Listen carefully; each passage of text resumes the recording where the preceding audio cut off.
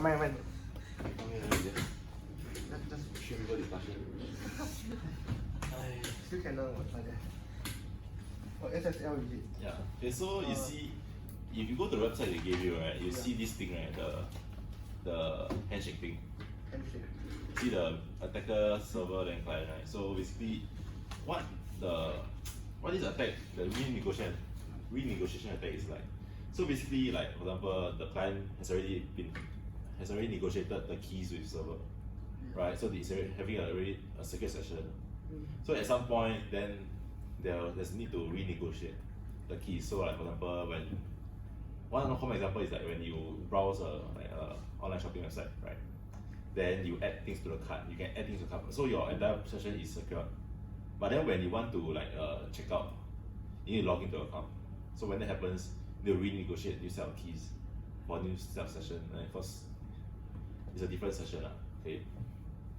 So what the attack does is the attacker holds basically the client will carry out a handshake, right, with the server. So the client will initiate a handshake with the server. So we say send the client hello. Okay, so that is what the attacker is holding, right? So then the attacker on his side, he will do a handshake with the server and send a request to transfer money to himself. So when he sent the request to the server asks to authenticate or renegotiate the keys. Okay, so that's when the attacker sends the client hello, right? So basically they're using the client's message to authenticate or renegotiate. Okay, so then if you see on the website they have the example of the pizza topping for the HTTP request, right? So they have the request will override the victim's request. So basically what the request is sending the pizza to himself, but using the victim's cookie. So using the victim session to send himself the pizza. Okay, so that is what was happening in the website. Okay, so basically they ask which type of authentication is carried out. So what do you think?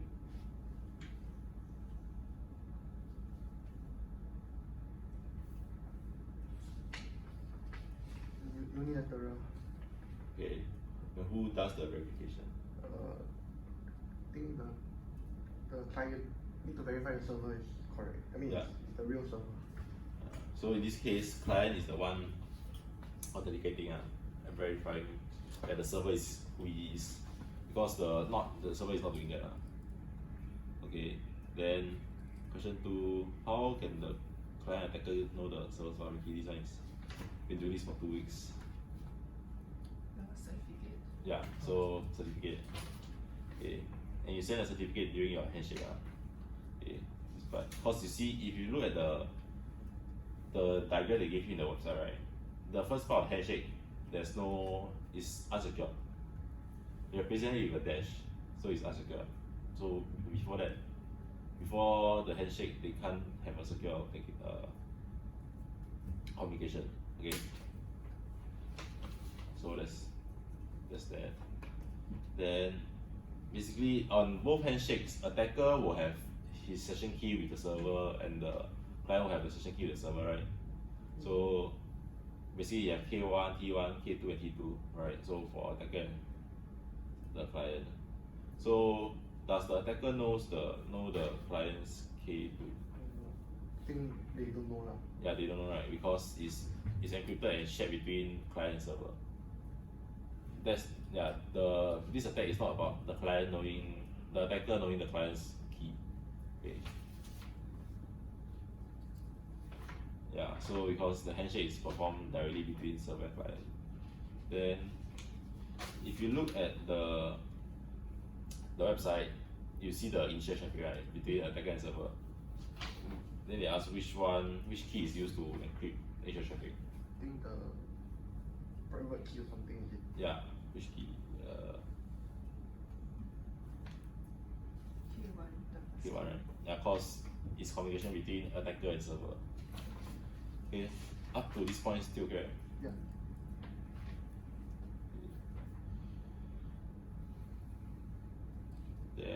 Question 5. Second handshake is partially encrypted. Which key is used to encrypt the second handshake? K2 is it?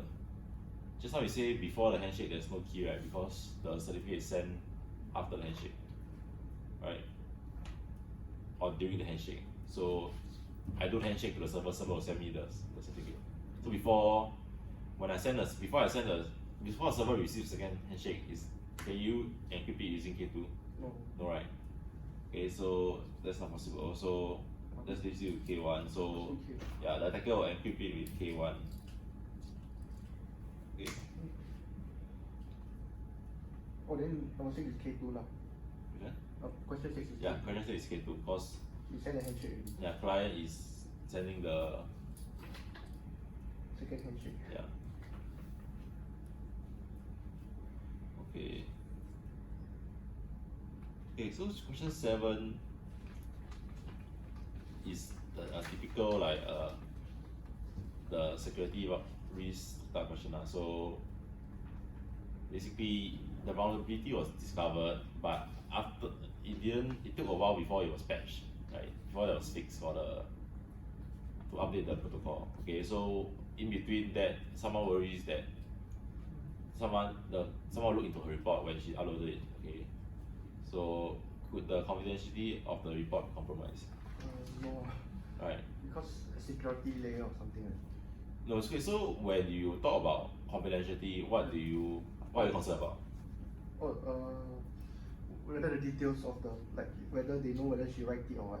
Yeah, so you worry about whether you are being sent can be read by other people, Any right? sensitive details. Yeah, so the details in your report.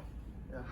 Okay. Is it supposed to be a group discussion? Yeah, because The thing is not. Okay. she thought as in never mind. She thought is she part of our class? Yeah, I think she's from our class though. Yeah, look like she's from our class.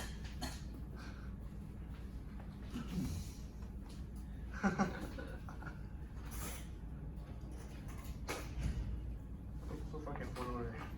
Yeah, so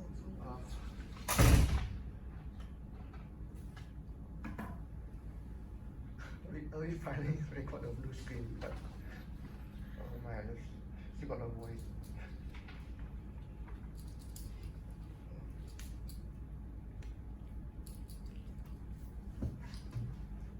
Bro, are you half it? Yeah, Oh, you're doing 4204 also? yeah, Oh, later what? Test ah. yeah. Later we discussing with the group like Huh? our group. We do together.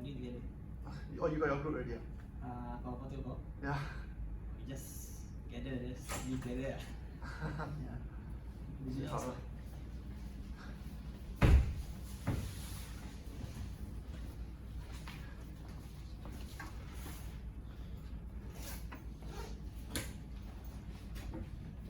Where was I? Question 7 actually. So the answer is no, but I think it's not confidentiality, it's more like authenticity lah. Sort of. Okay, so you know that from the previous questions, you know that from 3 and 6, right? You know that cause 6, it says that use K2, the client use K2 to encrypt his traffic to the server. Yeah. Then 3, you say that the attacker doesn't know the key of the client. Right, so with these 2, then you know that the attacker has no way of looking into the details. Right.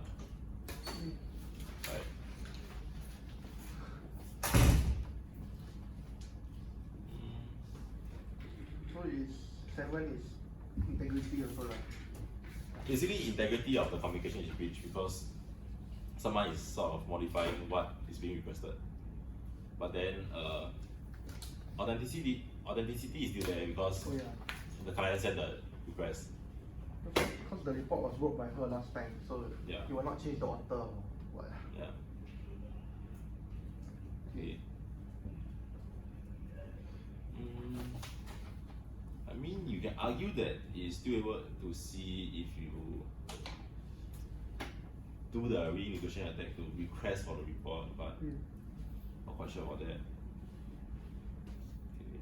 Yeah, but don't have too much layers to it.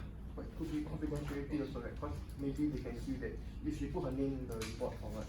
No, because anything that I send in the message is being encrypted. Oh, it's being encrypted. Yeah. Because if you look at your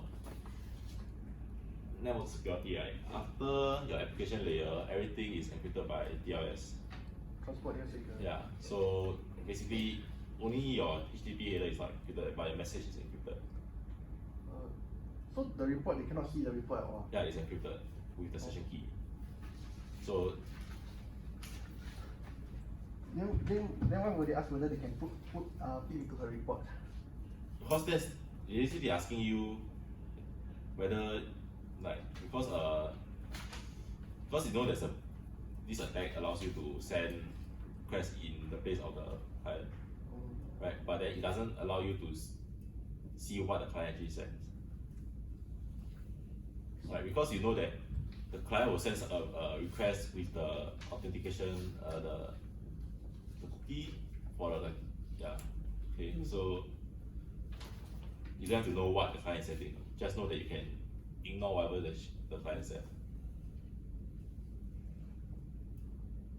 Okay. You two are following, right? Are you following? Okay, very good. They all went to the website. I have no idea. And so if you see from website, right, they have the attacker does a handshake, then followed by a client, right? So what renegotiation does is like, so for example, you are already connected to the website. Then at some point of time, they need to negotiate new keys. For basically, for example, when you go to the website, you have a set of keys with the server, right? So then you add things to a shopping cart. Then when you have to check it out, you need to log into an account, right? When you log into your account, then you need a new identity. So you renegotiate with the server. So at this point, the attacker will intercept packets, right? So while you're waiting for the handshake to finish, the attacker will do a handshake with the server and do a request. So for example, I check out items, but then I send to my address. So then the server will ask me for a handshake to establish identity. So that's when I send the client's packet to renegotiate. Right. So the client will carry out the negotiation, but then I'm the one that's sending the request. Okay. So yeah. Okay, so 7 done. So question 8, you have basically to fix the vulnerability. So what they say is instead of saying you want to just saying a client hello, then you add the number of time that you've done the handshake inside. So the server, you see that it's a wrong number, know that someone is intercepting the packets, right? So they think that Bob thinks that this protocol modification will prevent the attack. But how can you still carry the attack?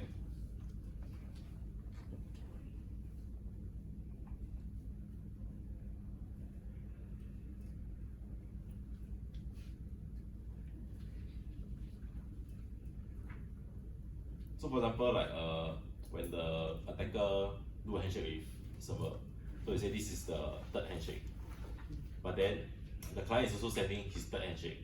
So when the server detects 2 handshakes, the same, the server will drop packets, right? So if I'm the attacker, I want the server to think that the client's handshake is the 4th handshake, right? So how can I do that?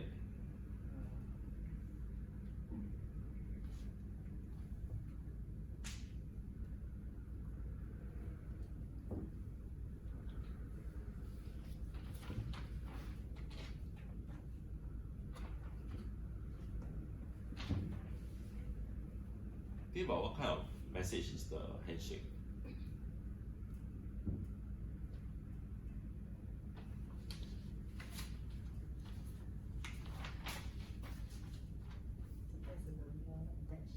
Yeah, but so as I said, right, so if the client and attacker has like out of order or the same number of handshake, then there's something wrong. So as an attacker, I want to make sure the server thinks that the packet I'm sending from the client is the correct handshake. So what can I do? Send next person message. Yeah. Just send what the entry is like next person. It's basically what are you doing in that case? Intercept then just change the. Yeah, so basically you're intercepting and changing. Yeah, but why can you change?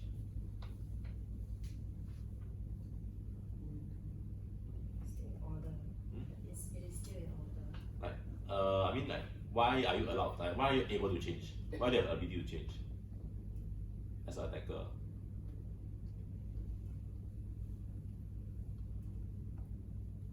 What's the characteristic of the handshake that allows you to change it? We discussed this like in the previous question.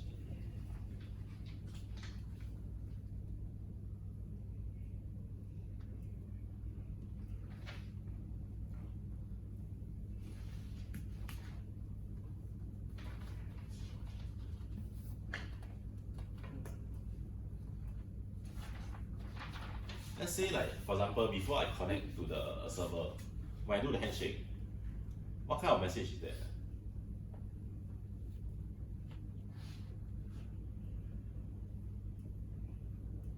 Like this is my first time talking to the server.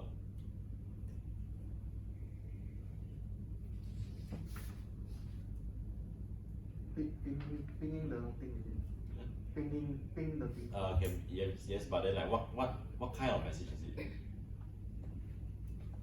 Trying to authenticate yourself. Yeah. Okay. So when you authenticate, you want to exchange keys, right? Yeah. So before that, you have no keys between you and the server, right? Yeah. So what kind of message is the handshake message? The client hello.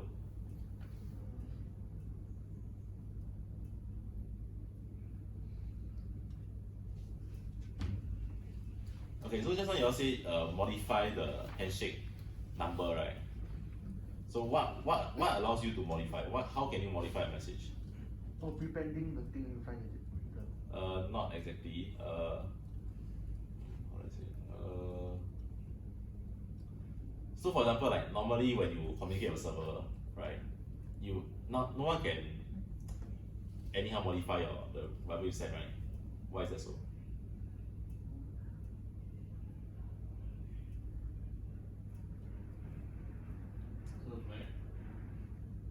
No.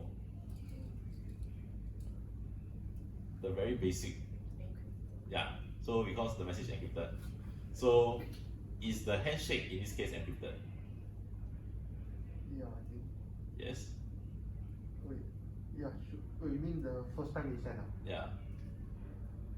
Because when you do a handshake, no right? Because the handshake is to establish the keys, the encryption keys, right? So before you finish the handshake is definitely not encrypted.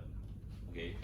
So since the handshake is not encrypted, when I intercept the hello, I want to connect and this whatever handshake, I can modify it to be the number that I want. Okay. So yeah.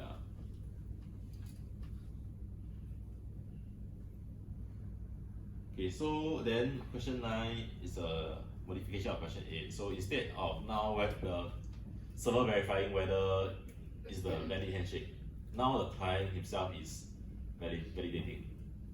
Okay, so if someone did a handshake in between my handshakes, then I'll realize like my previous handshake was first, now it's third, right? So in this case, if there's inconsistency, then they will drop whatever connection. So in this case, why is it still wrong? Or why does it still not work? You can just change the. Right, so you can change, for example, change from the second handshake to the first handshake. Okay. Okay, then from 9, right? How can you prevent renegotiation attack?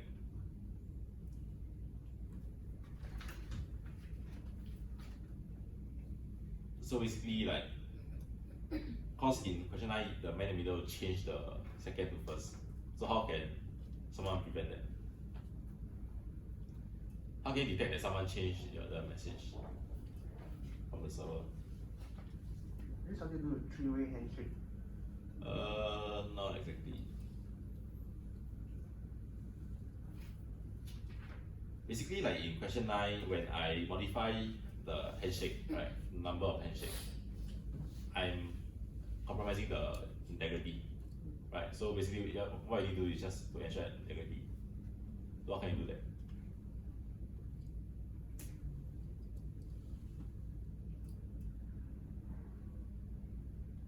Encrypt the message. How exactly do you encrypt message?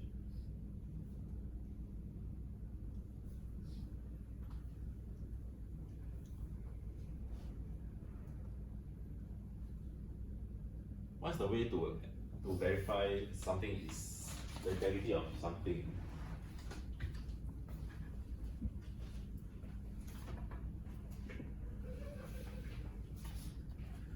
Signature. Signature or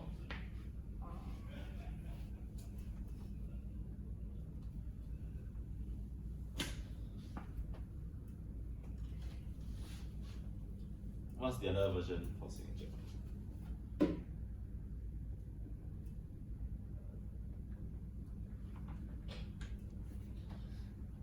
Certificate? No. Other than signature, what do you have? Yeah. Key? No. So hash value. Yeah. So your Mac, right? Mac. Okay. So if I use signature, will there be an issue? Because what I'm signing is you see the message in question 9. Okay, I'm happy to connect. Here's my certificate and other information. This is our web handshake, right? By signing this, will there be an issue? Will there possibly be an issue?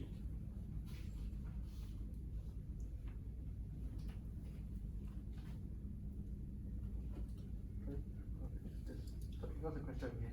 Like, will there be an issue if you sign like if the server signs the message before sending? Yeah, there will be, I think. How? Sign the message before sending. Yeah. We need to verify whether the message is authentic first, right? But that's the one signature is for, right? Yeah. Okay, so with the signature, if you look at the message, right? Okay, I'm having to connect. Here's my certificate and other information. This is our whatever handshake. Okay, so then the server signs it using the private key. Right? Then I'll verify using the public key. So will there be an issue? How will you foresee this being an issue? I mean, the hacker or attacker is still a man in the middle, right? It's still man in the middle, but then if I modify it, the client will know because they cannot verify. Oh, yeah. Right.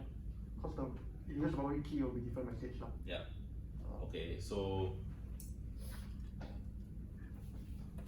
what if if you think about it, the server has a private key that he signs the message, right? Okay, so with the private key, I sign a message, then I'll get a signature. So if I say this is our first handshake, then I'll sign the whole message, then I'll get a signature. Then another time with another person, I connect with you, then like this is our first handshake, then I sign it. Would there be a difference between these two signatures? No. No, right? Yeah. Yeah, because I'm using my private key, which doesn't change, and the message is the same. Yeah. So it doesn't change. So what can the attacker do? The attacker do a handshake first, then get the. Yeah, so attacker has a handshake, then the response from the server that says that this is our first handshake with the certificate, with the signature. Then I just need to send that to the client, right? So that's how even though there's a signature, even though there's a signature, I can still fool the client. Okay. Yeah.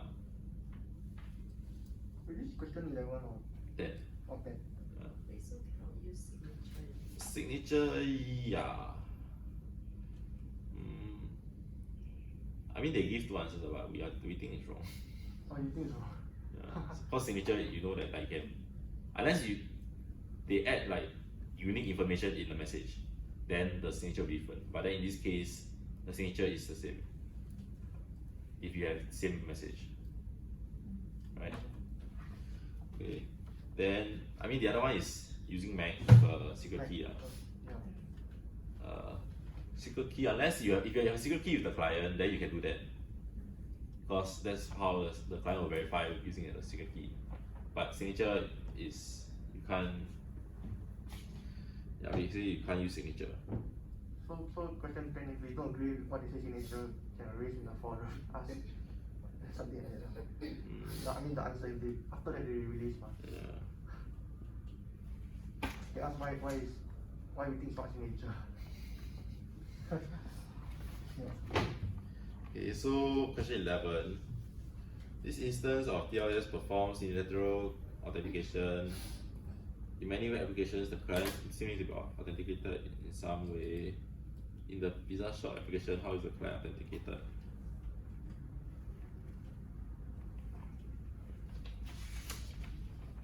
Using a cookie or something like. Yeah, so like if you think about it, when you access like for example Luminous, you log in once when you want to access the homepage. Then all the other times we access another site, like we press your modules, you press a single module, yeah, you still need to authenticate. But the reason why they don't re-authenticate you is because they have a cookie that establishes your identity. So this cookie, when you send to the server knows that this cookie is referring to you. Okay, right.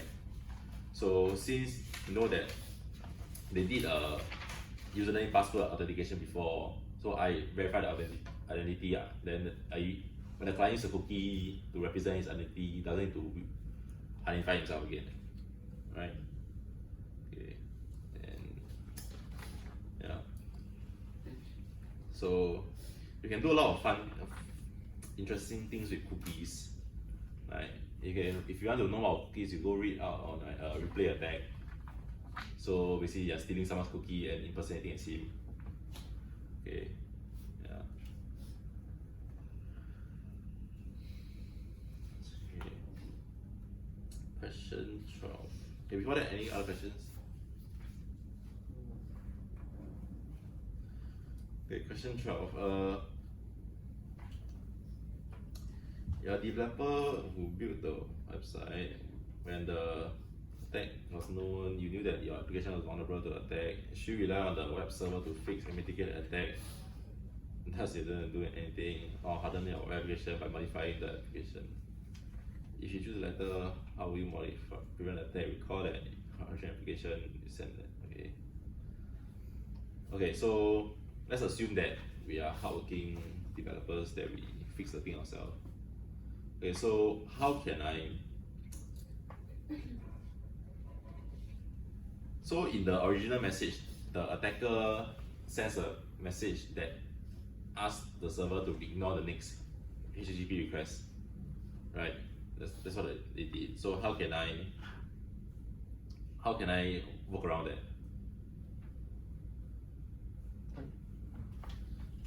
Like if you look at the client's, the attacker's message, it simply says get pizza, then ignore this, which ignores the next message.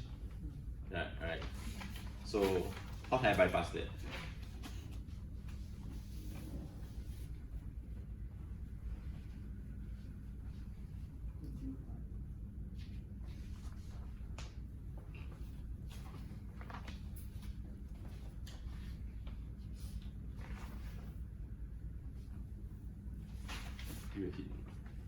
The attacker like the message, the request from the attacker says to ignore the next request, right?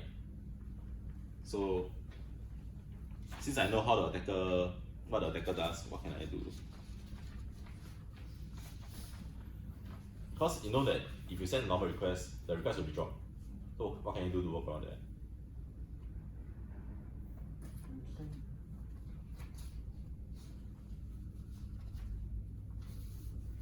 Probably do encryption maybe. No, it's very simple. It's very like very simple. It's not a rough solution. Like it's like So since the attacker wants to drop the next request, right? So I let them drop it, right? Because there's no way to work around that. So I just give him a request to drop. So I just insert a dummy request. Then he drop that. After that, I insert my own request. Can right? Yeah. So that's one way. Okay.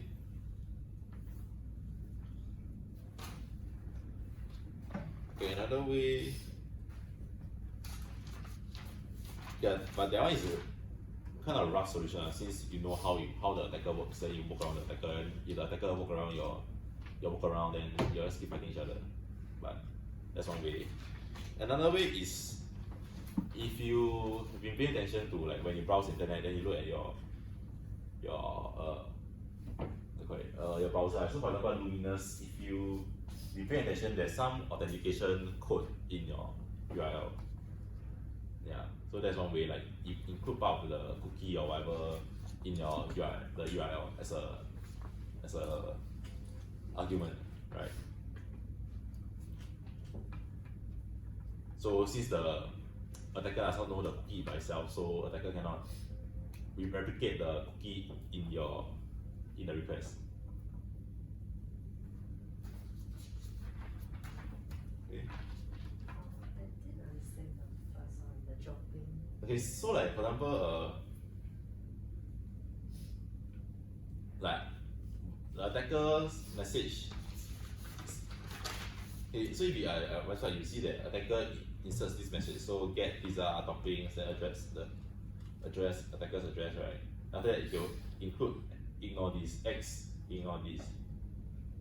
So they combine the attacker's message and the victim's message to give you the attacker's message followed by the victim's message which is ignored, right?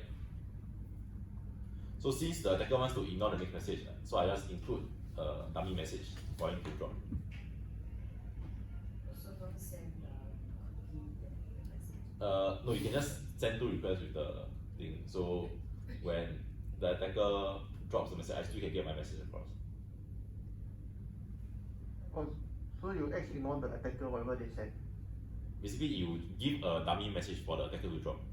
Oh, okay. You keep the attacker itself. Yeah. So like for example, the prof say that you only submit two things, but he won't look at the first thing. So you just submit something for him to throw away. So the attacker don't know that the first message is a dummy message. Yeah. Because now you know that because when they release this vulnerability, right, they're telling everyone that this is the way attacker can abuse. So as a workaround, you have to implement something for it to throw it out, which is the first message with a empty request or dummy request. So this is got to do the prepending thing, is it? Prepending, Like the two messages, you prepare one message up, like before the other one. I don't know, it's two separate messages. I I'm not don't sure. know. Never mind. I know he said something of prepending, but I didn't Oh, see that. it's okay.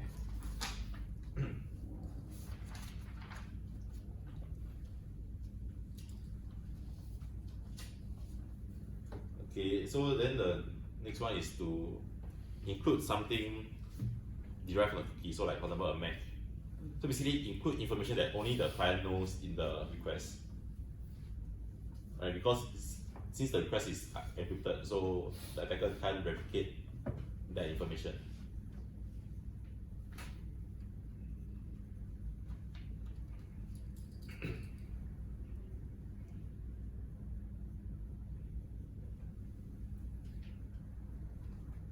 Yeah, but this is this is solely a workaround because if you took networking and you know that like the application below application is your network, transport and network, right? So these two layers are where the vulnerability was at, your TLS handshake. Okay. So then your fix is a application layer fix. So yeah, violating some sort of abstraction. Okay. Okay. And 13, when renegotiation attack was made known, simple and effective security was to disable renegotiation in TLS. Any implication and limitation to simply disabling TLS renegotiation.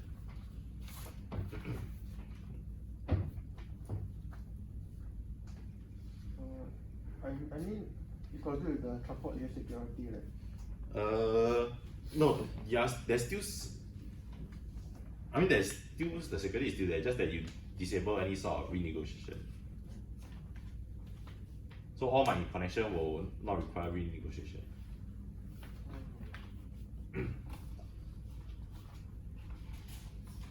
I mean, when they ask this kind of question, you just consider the four things also.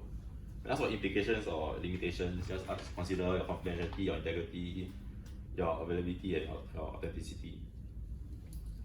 Right. So in this case, it's confidentiality breach. If you don't renegotiate.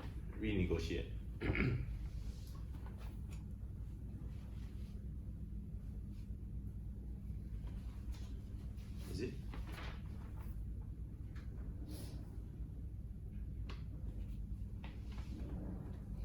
Yeah, I think so.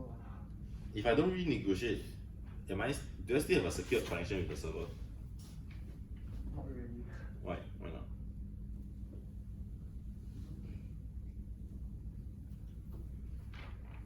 Because anyone can intercept, I think. What do you mean? I don't know. Okay, so like I said just now, renegotiation attack is when the clients need to renegotiate the identity with the keys with the server, right? So if I take out this step, the renegotiating, right? Does the client still have a connection with the circuit connection with the server? Yes, right. From the keys that were established beforehand. So confidentiality is there. Integrity, right? Same as confidentiality, because you have your keys and your authenticity, of course, getting the keys. Okay, so last thing is your availability. So this is similar to the previous tutorial, the question about dropping any HTTPS message. Yeah, so by doing that, you can't use anything that uses HTTPS. In this case, it's the same. If you disable renegotiation, then anything that requires renegotiation cannot be done. Right? So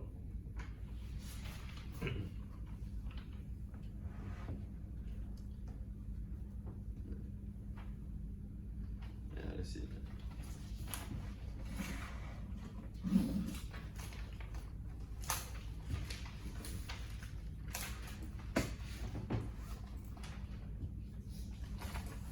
Yeah, but generally it's mostly on the way you think. So, like for example, given a certain scenario, think about my confidentiality. Is it encrypted? My availability. Am I limiting someone from doing something? So, like there's a very step-by-step thinking process. Yeah. So, like question 8 and 9, you know that it's not encrypted. So confidentiality, you can see the message. So you can see the message, you can edit the message. Alright. And question 13 is availability. Yeah. Then basically the whole thing, the renegotiation attack, at no point am I looking into the client's communication with the server. At no point am I modifying it. I mean, in a sense, it's being modified. The communication is being modified, but the message is not being modified. So I'm just adding stuff into the communication, right? So the integrity of the communication is being compromised, but then the integrity of the message that the client says is not.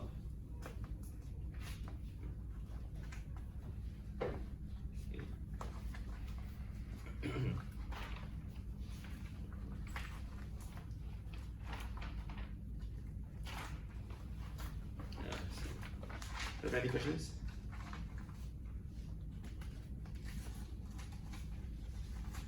Actually, for question 10, you seem to use the Mac, but then if you're connecting for the first time, you don't have any secret key with the Yeah. server, then how do you connect? No, but this is So renegotiation. that means you connect before. Yeah. So renegotiation attack. Basically, there's a understanding that you have negotiated the keys before.